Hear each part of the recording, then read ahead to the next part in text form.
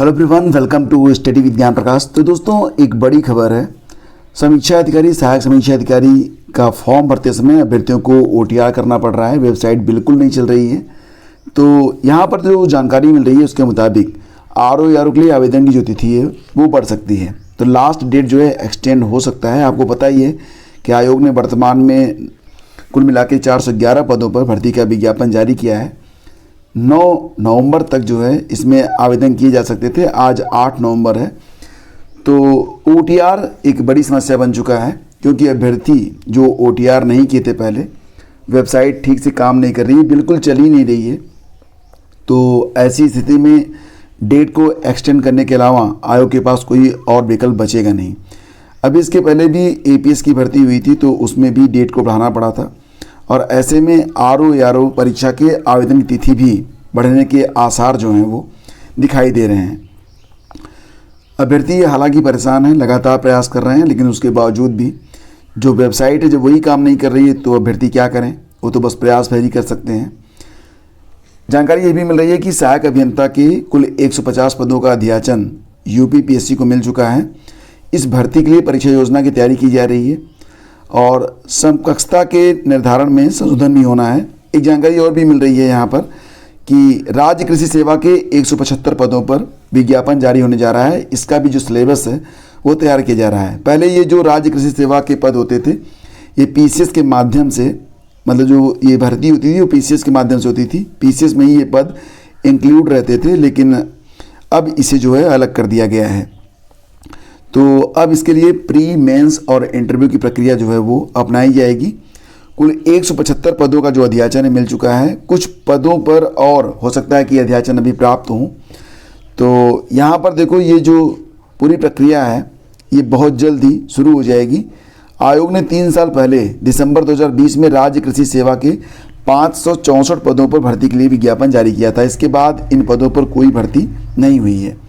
तो आयोग ने 28 जुलाई 2023 को सूचना जारी की थी कि सम्मिलित राज्य कृषि सेवा परीक्षा अपर निजी सचिव एपीएस और आरओ की भर्ती जो है वो जल्दी संभावित है। इसके बाद आयोग की ओर से एपीएस और आरओ भर्ती का विज्ञापन जारी किया जा चुका है और अब सम्मिलित राज्य कृषि सेवा भर्ती का विज्ञापन जारी होने का इंतजार है।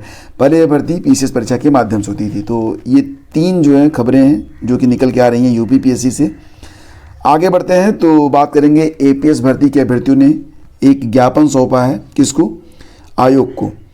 तो अपर निजी सचिव भर्ती परीक्षा 2023 के अभ्यर्थियों ने उत्तर प्रदेश लोक सेवा आयोग में ज्ञापन देकर मांग की है कि अधूरी पड़ी भर्ती प्रक्रिया के तहत अंतिम चरण की कंप्यूटर ज्ञान परीक्षा शीघ्र कराई जाए। अभ्यर्थियों को हाईकोर्ट से राहत मिलने के बाद अब भर्ती प्रक्रिया के आगे बढ़ने का इंतजार है। 11 बजे के आसपास जो अभ्यर्थी थे वो आयोग पहुंचे थे। शाम 4 बजे उप सचिव ने अभ्यर्थियों से मुलाकात की। अभ्यर्थियों का कहना है कि भर्ती के संबंध में सूचना मांगे जाने पर उप सचिव जो थे वो भड़क गए और अभ्यर्थियों को निराश हताश होकर वापस लौटना पड़ा। दोस्तों, बात करेंगे यूपी में टीजीटी पीजीटी और डिग्री कॉलेज शिक्षक भर्ती यानी कि असिस्टेंट प्रोफेसर शिक्षक भर्ती के बारे में, जिसके लिए जो आवेदन की प्रक्रिया है वो लगभग 1 साल से ज़्यादा समय हुआ है। अगस्त 2022 में ये प्रक्रिया पूरी हो चुकी थी, लेकिन अभी तक इस परीक्षा के बारे में कुछ भी पता नहीं है कि यूपी में टीजीटी पीजीटी के जो आवेदन लिए गए थे ये परीक्षा कब तक हो पाएगी। हालांकि यूट्यूब पर तो बहुत सारे टीचर जो हैं वो कई बार परीक्षा करवा भी चुके हैं और ये भी है कि एक संभावित जो डेट होती है वो भी यहाँ पर अभ्यर्थियों को यूट्यूब पर पता चलता रहता है कि इस डेट तक, लेकिन ये डेट जो है वो हाथ नहीं आती है। आप जितना ही आगे बढ़ते हैं डेट उतनी ही दूर चली जाती है। तो फिलहाल यहाँ पर जो स्थिति है वो देखो, यहाँ पर तो बस लोग अनुमान लगा पाएंगे जब तक ऑफिशियल नोटिफिकेशन जारी नहीं होता है। और ऑफिशियल नोटिफिकेशन के बारे में कुछ भी अता पता नहीं है, क्योंकि जो नया शिक्षा सेवा आयोग बना है अभी वो पूर्णतया या यूँ कहिए कि काम करना ही शुरू नहीं किया है और आयोग के बारे में भी अभी कोई बहुत प्रॉपर जानकारी यहाँ पर प्राप्त नहीं हो रही है। जैसा कि आप जानते हैं कि असिस्टेंट प्रोफेसर के कुल 1017 पद थे और टीजीटी पीजीटी के कुल 4163 पद हैं। तो नया शिक्षा सेवा चयन आयोग के गठन के इंतजार में भी अभी तक इन भर्तियों के लिए परीक्षा की तिथि जो है वो डिक्लेयर नहीं हो पाई है। मेन चीज़ यही है कि जब तक नए शिक्षा सेवा चयन आयोग का गठन नहीं हो जाता है तब तक ये भर्ती आगे नहीं बढ़ेगी और कब ये गठित होगा इसके बारे में कुछ भी नहीं कहा जा सकता, बिकॉज ऑफ शासन प्रशासन से मंजूरी मिल गई है, लेकिन क्या दिक्कत आ रही सामने ये कोई नहीं जानता। अभ्यर्थियों का कहना है कि जब तक आवेदन लिए गए थे तब उच्चतर शिक्षा सेवा आयोग के अध्यक्ष थे और सदस्य भी थे। अगर परीक्षा उसी वक्त हो जाती, खैर उस समय तो स्थितियां अनुकूल थीं, अगर 3 महीने के अंदर परीक्षा करवा ली जाती तो ये नौबत ही नहीं आती। लेकिन फ़िलहाल तो अब यूपीएससी में भी अध्यक्ष नहीं है और नया जो शिक्षा सेवा आयोग है उसके बारे में भी पूरी प्रॉपर जानकारी मिल नहीं रही है, और बाकी जो चीज़ें आपको प्राप्त हो रही जानकारी के रूप में वो सब हवा हवाई हैं। बस एक अनुमान लोग लगाते हैं कि फला 3 महीने में, 4 महीने में, 5 महीने में परीक्षा हो सकती है, लेकिन यहाँ पर जो वास्तविक स्थिति है उसको देखते हुए तो अनुमान लगाना भी है थोड़ा सा मुश्किल लग रहा है। लेकिन अभ्यर्थियों से यही कहना चाहेंगे कि यहाँ पर देखो मोटिवेशन होता है ना, तो टाइम जोन के अंदर जो आदमी होता है अपनी तैयारी कर लेता है। यहाँ पर तो एग्ज़ाम डेट के बारे में पता नहीं है तो अभ्यर्थी जो है कल पर टाल रहे हैं। खैर नुकसान तो अभ्यर्थियों का ही हो रहा है हर हालत में। अभ्यर्थियों का कहना है कि उच्च और माध्यमिक शिक्षण संस्थानों में इन दोनों बड़ी भर्तियों को शासन स्तर पर बैठे अफसरों ने गंभीरता से नहीं लिया और नतीजा कि 1.5 साल बाद भी ये भर्तियाँ आवेदन प्रक्रिया के बाद आगे नहीं बढ़ सकी हैं। तो ये जानकारी निकल के सामने आ रही है। यहाँ पर आपको बताना चाहेंगे कि सहारनपुर में जो कस्तूरबा गांधी आवासीय बालिका विद्यालय हैं वहाँ पर जो डॉक्यूमेंट वेरिफिकेशन की प्रक्रिया है ये 20 नवंबर को स्टार्ट हो रही है प्रातः 9 बजे से 5 बजे के बीच में। जो कट ऑफ बनाई गई है, कट ऑफ हाई स्कूल और इंटरमीडिएट का जो आपका प्राप्तांक है उसका 10%, स्नातक में प्राप्तांक का 20% और जो आपकी ट्रेनिंग होगी उसका 30% जोड़कर, और भारांक KGBV में शिक्षक के रूप में कार्यरत अनुभव प्रत्येक पूर्ण अध्यापन वर्ष के लिए 2 अंक, अधिकतम 30 अंक तक जो भी कम हो। तो इस प्रकार से आपके जो गुणवत्ता अंक हैं वो बनाए जाते हैं। और यहाँ पर जो कट ऑफ है ये भी डिक्लेयर हो चुकी है। गणित के लिए है 46.89, विज्ञान के लिए है 47.64, सामाजिक विषय के लिए 49.47। तो ये पूरी की पूरी PDF मैं आपको शेयर कर दूंगा कहाँ पर, Telegram channel study with Gyan प्रकाश पर, आप जाके चेक कर लीजिए और कम से कम आपको ये पता चल जाएगा कि जो कट ऑफ बनती है वो कैसे बनती है। saharanpur.nic.in वेबसाइट है, यहाँ पर भी आपको ये सारी चीज़ें देखने को मिल जाएंगी। और फ्रेंड्स करीब 6000 शिक्षकों की नियुक्ति का रास्ता साफ। तो आपको पता ही है कि 2016 में 12460 सहायक शिक्षकों की भर्ती में जो बाकी बचे पद थे 6470 पद, तो इन शिक्षकों की नियुक्ति का रास्ता भी साफ हो गया है। इलाहाबाद हाईकोर्ट की लखनऊ पीठ ने चयनित अभ्यर्थियों को भी भर्ती करने का आदेश दिया है। शून्य जनपद विवाद के कारण ये जो मामला था वो लटका हुआ था।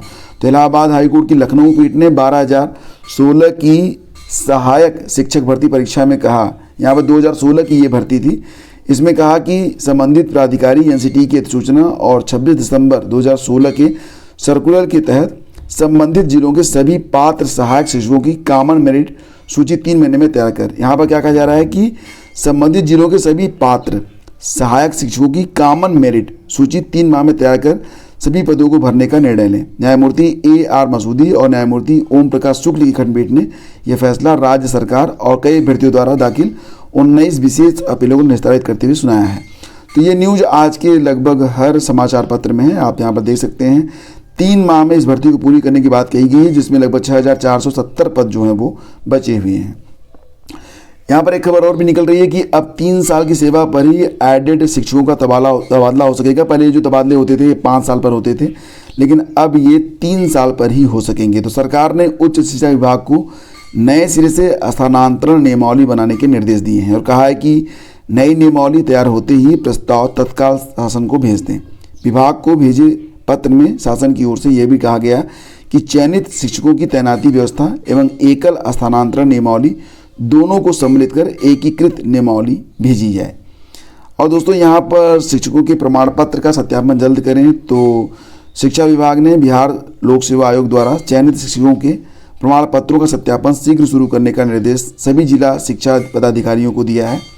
विभाग ने जिलों को लिखे पत्र में कहा है कि चयनित शिक्षकों के पदस्थापन की कार्रवाई चल रही है, इस बीच समय पर प्रमाण पत्रों का सत्यापन शुरू कर दें ताकि इस कार्य में विलंब न हो। माध्यमिक शिक्षा निदेशक कन्हैया प्रसाद श्रीवास्तव ने सभी जिलों को पत्र लिखा है। उन्होंने कहा कि 1,09,000 शिक्षकों को काउंसलिंग के बाद जिलों के द्वारा औपबंधिक नियुक्ति पत्र दिया जा चुका है। विद्यालय राज्य विद्यालय अध्यापक नियुक्ति नियमावली 2023 के आलोक में तो यहाँ पर ये बात की जा रही है कि जो डॉक्यूमेंट वेरिफिकेशन की प्रक्रिया है वो जल्द से जल्द पूरी हो और जो चयनित हुए हैं शिक्षक उनको जल्द से जल्द जो है मतलब उनके जो पद हैं उस पर उनको काम करने के लिए भेजा जाए। SSC का जो कैलेंडर जारी कर दिया गया है 2024 के लिए, तो यहाँ पर आप देख सकते हैं कि पूरी जानकारी मिल जाएगी आपको। सिलेक्शन पोस्ट फेज 12 का नोटिफिकेशन 1 फरवरी को आएगा, परीक्षा अप्रैल मई में होगी। दिल्ली पुलिस CAPF SI भर्ती 2024 का नोटिफिकेशन 15 फरवरी को होगा, 14 मार्च तक आवेदन होंगे, परीक्षा मई जून में होगी।